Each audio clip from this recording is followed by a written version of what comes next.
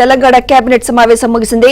సమగ్ర ఇంటింటి కులగణన సర్వే ఎస్సీ వర్గీకరణ రిపోర్ట్ పై మంత్రి మండలి చర్చించారు. ఇప్పటికే ఎస్సీ వర్గీకరణ కమిషన్ నివేదికకు కేబినెట్ ఆమోదం తెలిపింది. మధ్యాహ్నం 2 గంటల నుంచి జరిగే అసెంబ్లీ మండలి ప్రత్యేక సమావేశాల్లో ఈ అంశాలపై సీఎం రేవంత్ ప్రకటన, చర్చ ఉంటాయి.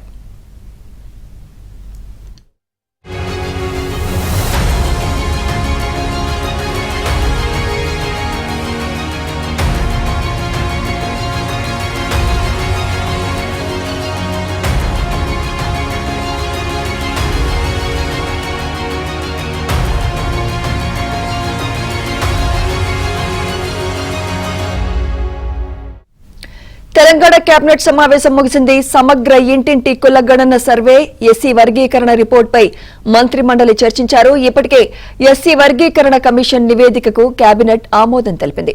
మధ్యాహ్నం 2 గంటల నుంచి జరిగే అసెంబ్లీ మండలి ప్రత్యేక సమావేశాల్లో ఈ అంశాలపై సీఎం రేవంత్ ప్రకటన, చర్చ ఉంటాయి. ఇక ఇదే అంశంపై మరింత సమాచారం మా ప్రతినిధి నరసింహరావు అందిస్తారు. నరసింహరావు, 10:30 గంటలకి అసెంబ్లీ కమిటీ హాల్లో ఈ కేబినెట్ సమావేశం ప్రారంభమైంది.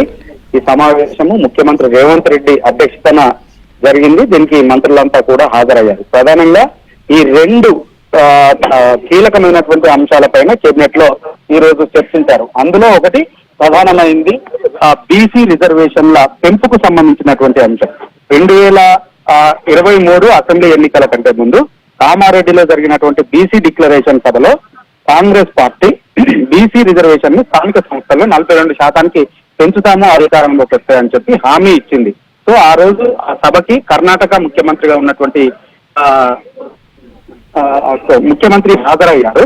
సో ఆ సందర్భంగా డిక్లరేషన్ చేశారు. ఆ మేరకు అధికారంలోకి వచ్చిన తర్వాత స్థానిక సంస్థల్లో బీసీ డిక్లరేషన్ పెంచేందుకు సమగ్రంగా కులగణన చేయాలని చెప్పి ప్రభుత్వం నిర్ణయించి ఆ మేరకు 50 రోజుల పాటు సమగ్ర కులగణనను నిర్వహించింది.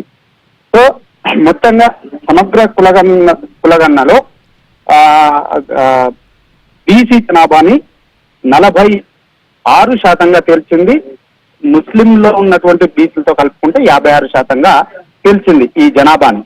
సో ఇప్పుడు ఈ సిఫార్సు కేబినెట్ సబ్ కమిటీకి అందింది. పూర్తి నివేదిక, సమగ్ర కులగణనకు సంబంధించినటువంటి నివేదిక అది కేబినెట్ కూడా చేరింది. సో దీనిపైన ఇప్పుడు చర్చిస్తా ఉన్నారు. అయితే బీసీల రిజర్వేషన్ ని పెంచాలి అంటే స్థానిక సంస్థల్లో సుప్రీంకోర్టు ఆదేశాల మేరకు అయితే ఇప్పుడు ఈ సమావేశంలో దీనిపైన చర్చించి రెండింటికి ఏది ఎస్సీ వర్గీకరణకు సంబంధించినటువంటి నివేదికను ఆమోదించారు. అదేవిధంగా ఈ సమగ్ర కులగణనకు సంబంధించినటువంటి దీన్ని కూడా ఆమోదించారు.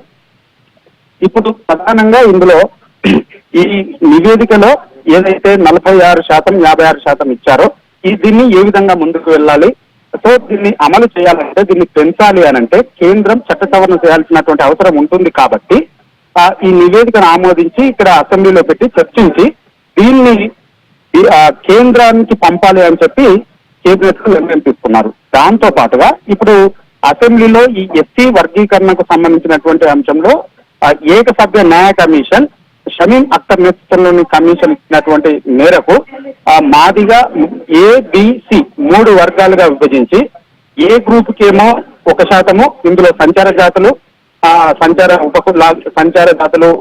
అందులో చేర్చారు. వీళ్ళు మాదిగ ఉపకులాలు దీనికి 9%, అదేవిధంగా సి గ్రూప్ లో మాల ఉపకులాలకు చేర్చి 5% రిజర్వేషన్ ఇవ్వాలని చెప్పి ప్రతిపాదించినట్లుగా తెలుస్తా ఉంది. సో ఈ మేరకు ముందుకు వెళ్ళాలా, దీనిపైన ఇంకేమైనా చిక్కులు వస్తాయా అనేటువంటి దానిపైన కూడా సమగ్రంగా చర్చించి ఈ రోజు కేబినెట్ లో ఒక నిర్ణయాన్ని అయితే తీసుకొని దానికి ఆమోద ముద్రను అయితే వేశారు. సో మరి కాసేపట్లో అసెంబ్లీ సమావేశాలు ప్రారంభమవుతాయి. అసెంబ్లీ ప్రత్యేక సమావేశం ప్రారంభమవుతుంది, అక్కడ కౌన్సిల్ సమావేశాలు కూడా ప్రారంభమవుతాయి. ఈ రెండింటిలో కూడా వీటిని ప్రవేశపెట్టి దీనిపైన ముఖ్యమంత్రి అసెంబ్లీలో కీలక ప్రకటన చేయబోతా ఉన్నారు. నివేదిక ఏం చెప్పింది, ప్రభుత్వము ఏ విధంగా ముందుకు పోతుంది, ప్రతిపక్షాల అభిప్రాయాలు ఏంటనేటువంటి దానిపైన తెలుసుకోవడం కోసం దాన్ని చర్చ పెడుతున్నట్లుగా ఒక ప్రకటనను ముఖ్యమంత్రి రేవంత్ రెడ్డి అసెంబ్లీలో చేస్తారు ఈ 2 నివేదికల పైన. సో దీనిపైన లఘు చర్చ పెట్టి విపక్షాల అభిప్రాయాన్ని కూడా తీసుకోబోతా ఉన్నారు. అటు కౌన్సిల్లో మల్లు బట్టి విక్రమార్క డిప్యూటీ సీఎం ప్రకటన చేయబోతా ఉన్నారు, దానిపైన కూడా చర్చించబోతా ఉన్నారు. సో ఇటు బీసీల రిజర్వేషన్ కు సంబంధించి తీర్మానాన్ని చేసి కేంద్రానికి పంపడము, అదేవిధంగా అందరి అభిప్రాయం ఎస్సీ వర్గీకరణకు సంబంధించి అన్ని పార్టీల అభిప్రాయాలను కూడా తీసుకొని అందరి అభిప్రాయంతో ఒక తీర్మానాన్ని చేసుకొని ఈ ఎస్సీ వర్గీకరణ రిజర్వేషన్ల కేటగిరైజేషన్ పైన ముందుకు వెళ్లాలనేటువంటి ఆలోచనతో అయితే ప్రభుత్వం ఉంది. ఆ మేరకు మరి కాసేపట్లోనే అసెంబ్లీ ప్రారంభం కాబోతుంది. అసెంబ్లీలో పైన చర్చించబోతా ఉన్నారు. Right, thank you Narasimharao.